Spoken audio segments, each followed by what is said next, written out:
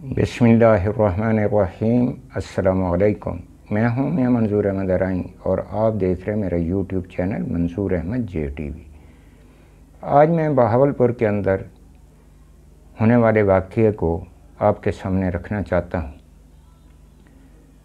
कल यहाँ की आवाम, जिसमें बस्ती बांगा, हफीज़ टाउन, उसके बाद हबीबुल्ला टाउन, इस्लामी कॉलोनी, इसके जो मकीन थे उन्होंने 2 महीने लगातार जब से बारिशें शुरू हुई और यहाँ पे पानी जो है घरों के आसपास जमा होना शुरू हुआ और साथ ही गटर लाइन की सफाई ना होने के बराबर थी, जिसके लिए आवाम मजबूरन टेलीफ़ोन कर कर के इंतज़ामिया को, बहावलपुर की इंतज़ामिया जो है वो थक गए थे। क्यों कि वो कचरा तो थोड़ा बहुत उठा रहे थे, लेकिन जो गटर सफाई करने वाले थे या उसको पानी की निकासी करने वाली इंतज़ामिया थी, उनके कानों तक जून तक नहीं रेंग रही थी। आखिर लोग मजबूर हुए, तंग हुए, क्योंकि बच्चे स्कूल नहीं जा सकते थे, जाते थे तो रास्ते में उनकी यूनिफॉर्म ख़राब हो जाती थी, मोटरसाइकिल और गाड़ियों की तबाही हो रही थी, क्योंकि जब उसके अंदर से गुज़रती थी तो वापसी पे आके वो गाड़ी को जो है मुकम्मल तौर पे धुलाई करना पड़ता था।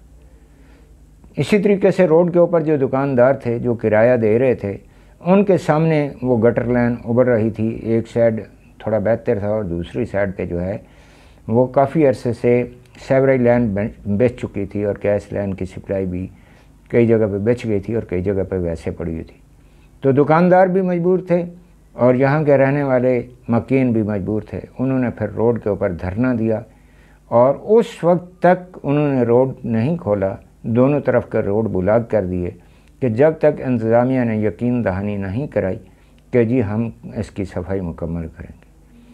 कल के धरने का असर हुकूमत पंजाब और ख़ुसूसन बहावलपुर की इंतज़ामिया के ऊपर यह हुआ कि आज जो है वो बल्दिया का अमला मुकम्मल तौर पे अपनी मशीनें लेकर मुकम्मल तौर पे उन्होंने मशीनें लगाईं और जहाँ जहाँ पे पानी खड़ा था उनको निकालने की कोशिश की, लेकिन उन्होंने सिर्फ गटर लाइन का पानी निकालने की कोशिश की है। अभी तक भी वो पानी जो निकासी ना होने की वजह से किसी जगह पे 1 एकड़ खाली पड़ा हुआ है, किसी जगह पे 4 कनाल खाली पड़ी हुई है, किसी जगह पे 2 कनाल खाली पड़ी हुई है। और चूँकि वो खाली पड़ी हुई है, दाएं बाएं जो आबादी है उन्होंने तो मिट्टी डाल के अपने घरों को ऊंचा कर लिया, रोड के बराबर कर लिया, और वो जो जगह हैं वो रोड से तकरीबन 4-4 फुट जो है या 3-3 फुट गहरी है। तो वो बारिश का पानी तमाम वहाँ पे जमा हुआ है और वहाँ पे डेंगू मच्छर और दूसरा मच्छर बहुत ही ज़्यादा तादाद में लार्वा पैदा हो रहा है। और जूं ये सर्दियाँ आती जा रही हैं उसके अंदर जो है वो यहाँ पे लोगों को नुकसान पहुँचा रहा है और लोग बीमार हो रहे हैं। इसके अलावा भी तफ़न फैल रहा है और लोग बीमार हो रहे हैं। तो हमारी इंतज़ामिया से गुजारिश ये है कि वो हाथ पे हाथ धरे बैठे ना रहें, बल्कि उस पानी के निकासी करने के बाद उस गटरों को ऊंचा करें और रोड जो वो हैं उनको या तो टफ टाइल लगा दें या उनको दोबारा बनाएं। इस अपना 2012 से इस इलाके में मौजूद हूँ, जहाँ पे मेरा घर है वहाँ पे मैं मौजूद हूँ। तो उस वक्त से लेकर अभी तक कुछ 6 दफ़ा सेवरेज लाइन बिछ चुकी है। कभी रोड बन जाता है, उसके बाद सेवरेज लाइन बिछती है, कभी जो है वो पानी के पाइप जो निकासी वाले हैं, सेवरेज वाले, वो इतने छोटे डाल दिए जाते हैं कि जो जो आबादी बढ़ती जा रही है वो उसका दबाव बर्दाश्त नहीं करते और गटर लाइन बंद हो जाती। तो इनको चाहिए कि पाकिस्तान के अंदर जो भी काम हो रहा है ये हरामज़दगी ये होती है कि ये पैसा कमाते हैं, ग्रांट एक ही दफ़ा दे दें और दूसरे नंबर पे चाहे वो कच्चियाँ आबादियाँ हों या कोई प्लाटिंग सिस्टम कर रहा हो, उनके अंदर ये पाबंदी लगाई जाए कि 20 फुट की गली हर सूरत में उसको रखनी पड़ेगी। जो ज़मीन बेच रहा है, ठीक है, वो बेचने वाला 20 फुट की गली दे ताकि जो है वो उसको जो है सही तरीके से सेवरेज भी की जा सके और उसको गली को भी चौड़ा रखा जा सकता है। अगर सेवरेज बिछानी भी है तो वो रोड से हट के बिछाई जाए या उसको इतना हाइट पे बनाया जाए ताकि कल को होने वाली आबादी जो है वो उससे नुकसान ना हो। और घरों के ऊपर भी पाबंदी लगाई जाए, तो एक लिमिट दी जाए कि जी आप अपने घर को इतना ऊंचा जो है वो बना सकते हैं और इसी तरीके से आप इतना शेड सामने रख सकते हैं।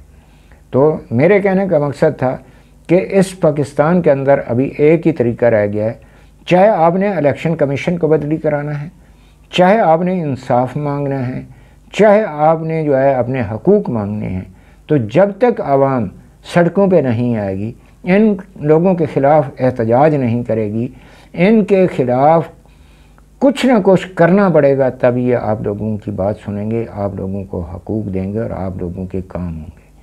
वरना ये सिर्फ दफ्तरों में बैठे हाथों पे हाथ रख के बैठे रहते हैं, कभी ये नहीं निकलते, अभी आएँ कभी ये ज़्यादातर जो है पौश इलाके में खुद रहते हैं और गरीब तबके की तरफ ये आते नहीं हैं। जब इधर आते नहीं हैं तो इनको क्या पता हो कि गरीब तबका किन मसाइल का शिकार है। तो मेरे कहने का मकसद ये है कि इनको चाहिए कि ये वहाँ से निकले, दुकानदारों को देखें, दुकानदारों पे रेट महंगा है, गोश्त वालों को देखें, गोश्त महंगा है, इसी तरीके से सेवरेज सिस्टम को देखें, सुपरवाइज़र को निकालें और गलियों को चेक करें कि गलियों में कहीं पानी तो नहीं खड़ा, अगर पानी खड़ा है तो उसका कोई सिस्टम बेहतर किया जाए, वरना ये आवाम इसी तरह जलील होती रहेगी और फिर उसका इलाज यही होगा जो कल आवाम ने भावलपुर खंड के सामने जो है धरना दे के किया है और आज वही पानी निकल गया है। तो उससे बेहतर नहीं था कि इंतज़ामिया के लोग चक्कर लगाते और उस पानी को निकालते। और अब भी दूसरा एहतजाज भी शायद फिर हो, क्योंकि जो गलियों के अलावा पानी खड़ा है उसके अंदर बेइंतहा डेंगू मच्छर फैल रहा है।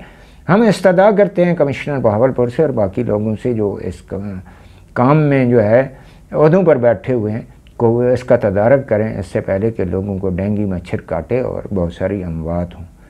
तो हमारी इस दरख्वास्त के ऊपर जो है गौर व फिक्र किया जाए और हमारी इस दरख्वास्त को सुना जाए और इस खसूसन इस इलाके के ऊपर बस्ती बांगा, उसके बाद दिलावर कॉलोनी, फौजी बस्ती, उसके बाद हफीज़ुल्लाह टाउन, हबीबुल्लाह टाउन, इस्लामी कॉलोनी, ग्रीन टाउन और ये साथ ही जो है 100 फुटे रोड के ऊपर खसूसी तवज्जो दी जाए और इन लोगों के मसाइल को सुना जाए और पहली बुनियादों पे हल किया जाए तो सबसे बेहतर होगा। क्योंकि जब भी इलेक्शन होंगे अब आवाम जो है वो कारकर्दगी के ऊपर वोट देगी और इसी तरीके से जो अफसरान बैठे हैं हुकूमत को चाहिए कि उनको कहें कि इन लोगों के मसाइल हल करें।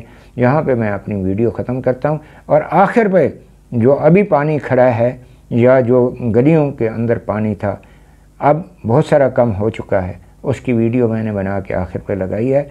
मुझे उम्मीद है कि जो इससे रिलेटेड इंतज़ामिया है वो इस मेरी वीडियो को भी देखेगी और मेरे दूसरे दोस्त भी देखेंगे और इसको लाइक भी करेंगे, सब्सक्राइब भी करेंगे और शेयर भी करेंगे कि हमारे मसाइल क्या हैं।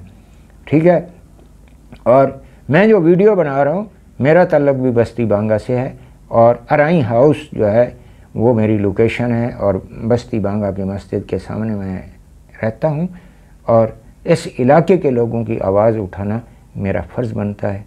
इसलिए मैंने आज जब ये देखा वीडियो बनाई और मैंने मुनासिब समझा कि इस वीडियो को मैं अपने YouTube चैनल के ऊपर जो है लगाऊं ताकि जो है बाकी जो काम इन लोगों के रह गए हैं, जो प्रॉब्लम में ये हैं, इंतज़ामिया और डिप्टी कमिश्नर साहब इसको हल करेंगे और वज़ीर आला पंजाब भी इसके ऊपर ख़ुसूसी तवज्जो देंगे और जो तहरीक इंसाफ के हैं या मुस्लिम लीग नवाज़ के हैं, जो भी इस इलाके के MPA वगैरह हैं, उनको ख़ुसूसन इस तरफ ध्यान देना होगा और इन लोगों का ख्याल रखना होगा। अल्लाह हाफ़िज़। मैं अपनी वीडियो ख़त्म करता हूँ। अपनी दुआओं में मुझे याद रखिएगा। अल्लाह हाफ़िज़। पाकिस्तान जिंदाबाद।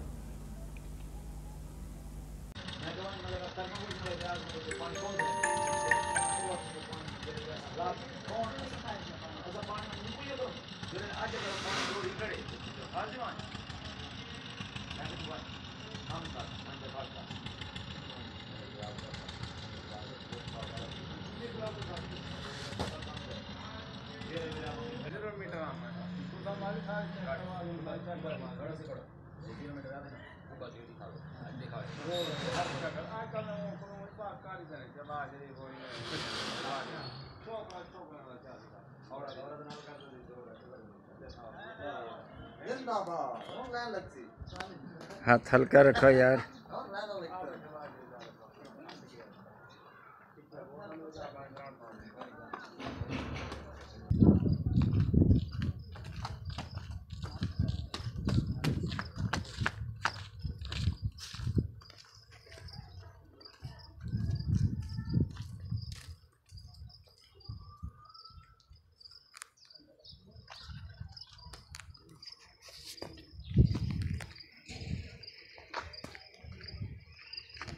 आगे तक बना गए।